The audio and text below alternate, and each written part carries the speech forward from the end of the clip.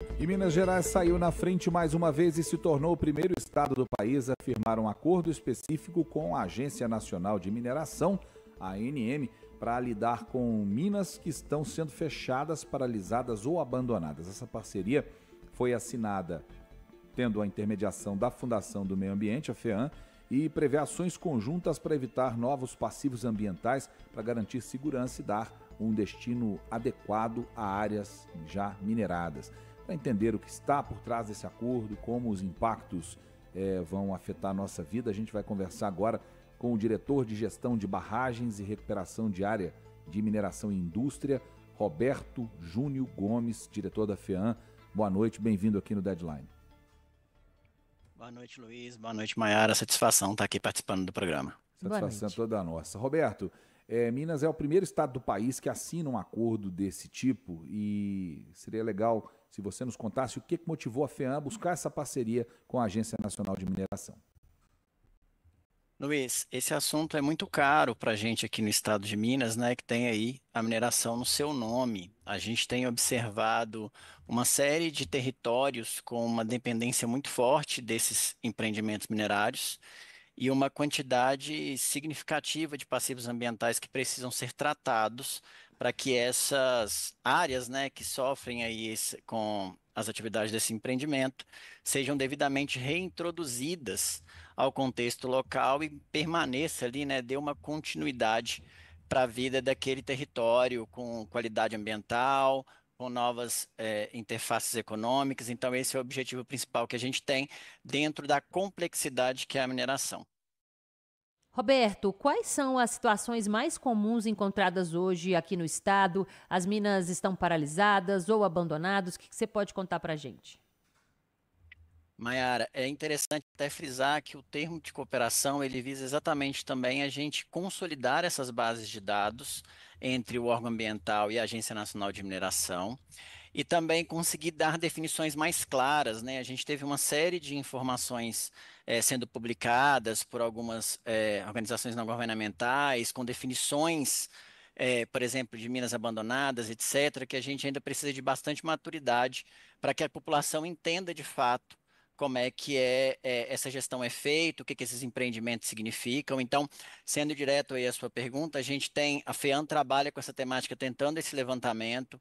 Então, a gente já teve 2 cadastros que foram publicados no passado, aí, em 2016 e 2022, sinalizando aproximadamente 400 a 450 empreendimentos paralisados. Isso não se confunde ainda com a questão de abandono, que, como eu falei, precisa aí de uma definição técnico-jurídica mais aprofundada.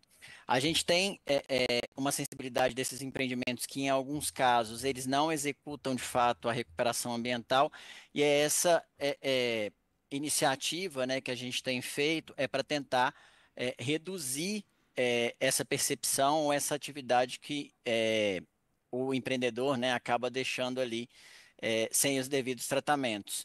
Essa maturidade que a FEAM já vem trabalhando, a gente já tem ali algumas sinalizações de uma série de empreendimentos já buscando a recuperação final da área. Então, hoje a gente já está tratando aqui cerca de 150 processos de empreendimentos que estão apresentando suas diretrizes de recuperação ambiental para a gente dar as devidas definições por parte do Estado e conseguir a recuperação aí dessa área. Como que Minas se posiciona, Roberto, em relação à política nacional de barragens e ao plano nacional de barragens e à política estadual? Assim, Minas está bem posicionada, está conseguindo cumprir as metas, está conseguindo cumprir as determinações dessas 2 legislações? Luiz, é interessante até a sua pergunta, porque essa discussão do fechamento de mina, ela acaba vindo de uma lei que a 14066, né, que atualizou a Política Nacional de Segurança de Barragens. De 2020 como ela essa, não né, era Roberto? Só para essa é de 2020. 2020, ela atualizou a lei anterior, que era de 10 anos antes. Isso, exatamente. Tá. Então, essa atualização de 2020, além de causar alterações na Política Nacional de Segurança de Barragens, ela também trouxe ali algumas diretrizes de fechamento de mina, colocando, inclusive, a obrigatoriedade de que esses planos de fechamento de minas sejam avaliados tanto pela Agência Nacional de Mineração e referendados pelo órgão ambiental. especificamente sobre a gestão de barragens, que é uma pauta apartada dessa discussão de fechamento de mina, porque nesse caso em específico a gente está acompanhando a vida útil desse empreendimento, eu posso sinalizar com bastante tranquilidade que a gente, desde o advento, né, da Lei 23.291 de 2019, que é estadual, então a gente tem a nossa política estadual de segurança de barragens. O Estado se aparelhou para poder cumprir as obrigações. Hoje a gente tem sistemas com mais transparências, nós temos fiscalizações mais próximas. Então, eu posso dizer que sim, Luiz, que a gente está muito bem posicionado na gestão de barragens, inclusive referenciado pelo relatório de segurança de barragens da ANA, que consolida toda essa gestão, dando aí também uma percepção que até na atuação dos demais órgãos fiscalizadores, a FEAM tem sim uma atuação de ponta. Ô Roberto, existe alguma área que vocês consideram prioritária ou essa ação concreta é prevista para começar já nos próximos meses? Maiara, a gente já tem um estado que a mineração já se apresenta ali em alguns territórios próximo de encerrar de fato as suas atividades. Então, a gente tem casos de empreendimentos isolados, como uma mina no centro de Nova Lima, que a gente teve recentemente a análise e a deliberação junto ao nosso Conselho de Política Ambiental, ali que é um projeto que ficou conhecido como Nova Vila, que está hoje sendo implementado. Nós temos a mina de Águas Claras, da empresa Vale, que também é uma mina que já demanda isso. E olhando num cenário futuro, até para referendar o porquê de uma cooperação como essa, né, além de toda a complexidade da mineração que eu já citei no início da nossa entrevista, a gente já tem também uma percepção que territórios importantes aqui do estado, como Itabira, questões correlacionadas a Paracatu e outras tantas aqui já sinalizam um final de suas operações, não necessariamente de imediato, mas num cenário já de visualização de encerramento das atividades. Então a gente precisa discutir isso previamente para que no momento exato do encerramento todos os impactos estejam assim devidamente remediados. Lembrando, é importante colocar isso, Maiara, que no conceito o fechamento de mina é um processo que se inicia desde o planejamento da mina e segue até a implantação do uso futuro. E isso porque a gente precisa de uma saúde, né, tanto econômica ali do empreendedor que acaba tendo que custear essa recuperação em função de ser o responsável pelo dano. Eu fiquei curiosa, Roberto, com o que você relatou agora há pouco, em relação ao que deve ser feito, né? O que as empresas, quando vão encerrar uma atividade de um empreendimento, como você chamou aí, essas minas, o que elas deveriam fazer que elas não estão fazendo? Qual que seria o passo a passo correto para não deixar problemas?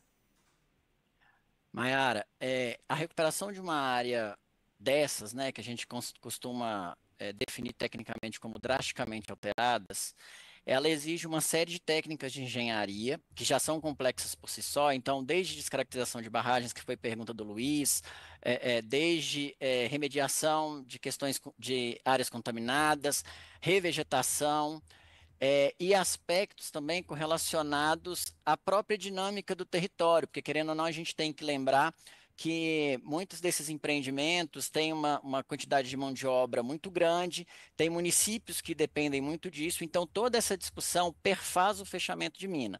Por óbvio, cada instituição acaba tendo ali a sua delimitação de atuação, então, assim como a FEANC, como órgão ambiental, tem o seu olhar mais voltado para essa temática, a ANM, que se figura hoje como nossa parceira, está olhando as questões de reserva mineral, a gente tem a sede aqui no estado trabalhando as discussões de transição econômica do território, e tudo isso recai sobre esses empreendimentos que especialmente geram um impacto significativo, tanto social quanto ambiental naqueles territórios em função da característica do próprio empreendimento. Então, é isso que a gente tem que enfrentar quando a gente está falando de fechamento de mina. É importante ainda, Maiara, sinalizar que isso depende da complexidade do empreendimento, né? Para ser bastante direto à sua pergunta. A gente tem empreendimentos pequenos, que não tem essa característica de um impacto social muito grande, então ele está ali muito mais com alguns problemas ambientais que precisam ser, por exemplo, revegetação, algumas questões de reconformação de terreno. Isso é uma visão um pouco mais simplificada do fechamento de mina e já mais rotineira do órgão ambiental, mas também a gente tem complexidades como esse que eu citei como exemplo, onde que o empreendimento, ele na verdade movimenta o município como um todo, e aí todos os órgãos, né, de acordo com a sua competência, igual eu falei, precisam estar ali monitorando para que esse encerramento, né, da atividade que é inevitável, lembrando que o minério é finito, ele não seja traumático para aquela comunidade que está ali no entorno. Bom, esse é Roberto Júnior Gomes, que é diretor de gestão de barragens da Fundação Estadual do Meio Ambiente. Roberto, eu quero, para a gente encerrar até, eu quero fazer uma observação e ao mesmo tempo fazer uma provocação também, que eu acho que é essencial para a compreensão de onde, para onde a gente está indo, né? No que diz respeito principalmente a essa atividade tão importante que é a mineração. Eu vejo do seu discurso, nas suas respostas, né, um discurso extremamente técnico e responsável também, bastante responsável.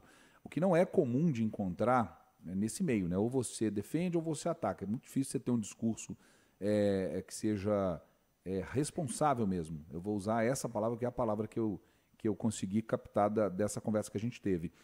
A FEAM tem um desafio grande pela frente, de fazer essa comunicação que você está fazendo agora, explicar para as pessoas que a atividade é essencial, que ela é importante para as comunidades e que ela precisa ter um destino responsável, né? Um destino também alinhado com as métricas e os objetivos ambientais, sem que uma coisa atrapalhe a outra, sem que uma coisa substitua a outra.